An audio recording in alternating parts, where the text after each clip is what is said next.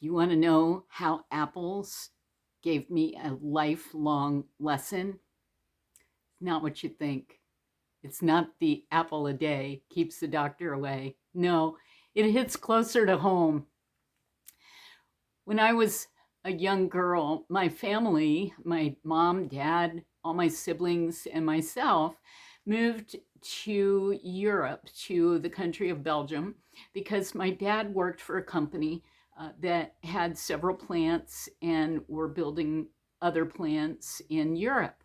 So we all were sent over there for 5 years to live while my dad helped build a new plant. That's not the story. That's just the backstory. Well, my mother really had difficulties with the French language. And she also had difficulty with the currency. And, she struggled. She struggled to learn the language. She struggled to figure out the currency. And most of the time, she had one of us tagging along with her so that we could at least sort of interpret what the money was or what somebody was saying, because we picked up the language a little bit quicker. Unfortunately, I've lost all of it in my older years, but back then we picked it up pretty quickly. So my mom always had a sidekick so that she could, have an interpreter of sorts with her. But one day she was home alone. We were in school and my dad was at work, and a knock came on the door. And when she answered it, there was a gentleman there who was in explaining to her in French that he was selling apples from his truck and he was selling them by the box. Well, my mom was a fantastic cook and an even more fantastic baker. So, of course, she wanted some freshly picked apples. And he had, in one hand, he had a red apple, and in the other hand, he had a green apple or a yellow apple.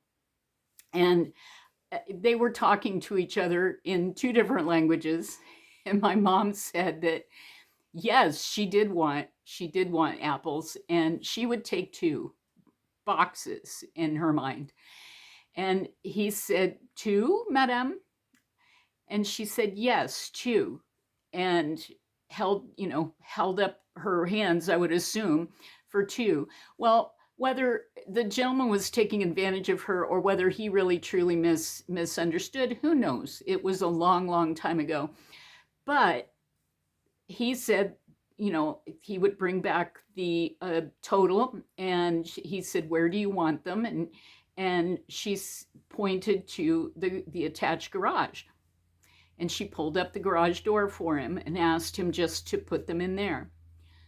So pretty soon he comes back to the front door and hands her a slip of paper with an amount on it. And my mother was clueless to the amount of money that she was writing the check for. And she wrote him a check, said, "Thank you very much," and left. And he left. Well, later on, she decided, oh, well, this is a good time to go ahead and use some of those apples for a dessert for us when we got home from school. And she went to the garage and was mortified. So fast forward to a phone call that my dad received at work. His secretary came in. Now remember, this was back in the 70s.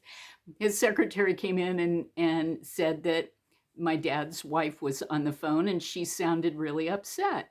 So he came to the phone and he said, "What's wrong?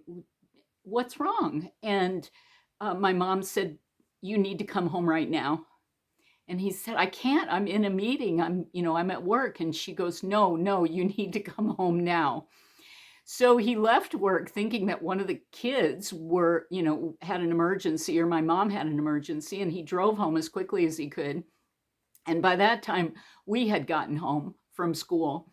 And when he walked in, he found my mother just crying, sitting on the couch crying. And he's like, "What's wrong? What's wrong, honey?" And she said, "Bill, I bought some apples." And he said, "What?" And she said, "Bill, I bought some apples." And he said, you sent me home from work to tell me that you bought apples? She said, well, I bought a lot of apples.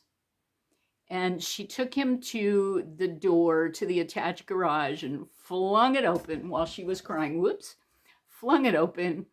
And there, one side of the garage was top to bottom loaded with boxes of apples.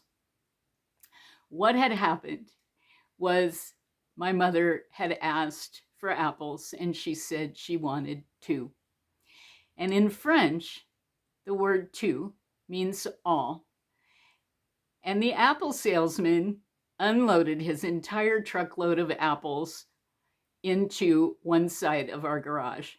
Now, my mother was panic-stricken, and she didn't know what to do. She didn't know who this person was. She didn't know how to return the apples. And she really thought that my dad was going to be really mad.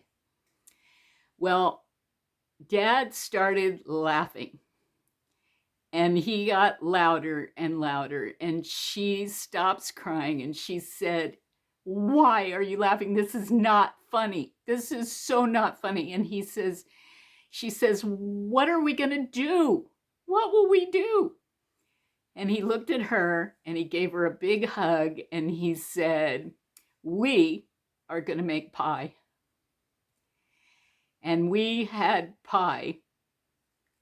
And more pie, and more pie, and apple cake, and apple crisp, and apples in our lunch boxes, and extra apples for our friends at school. And somehow a chest freezer appeared in that garage, and my mother filled it to the brim with different types of apple desserts.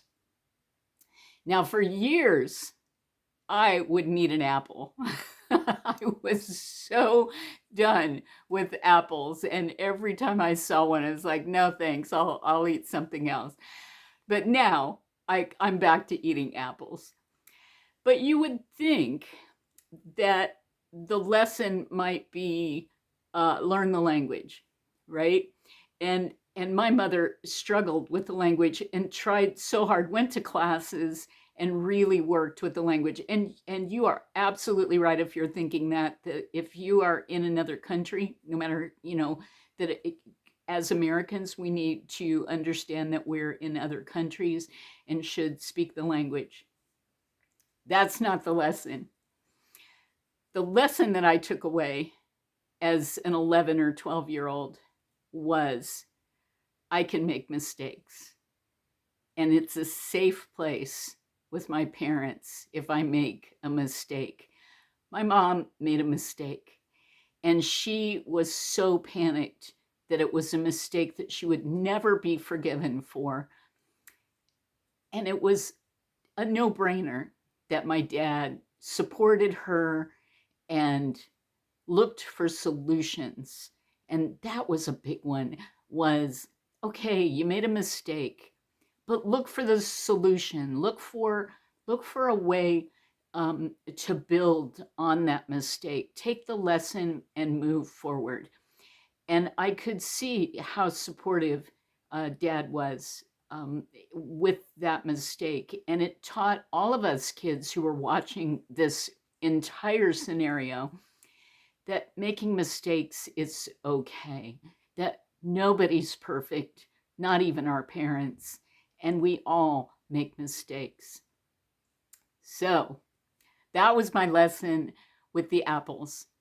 And if you want to slam my parents, don't do it, because they're safe with me, even post-death. They've been gone for a long time.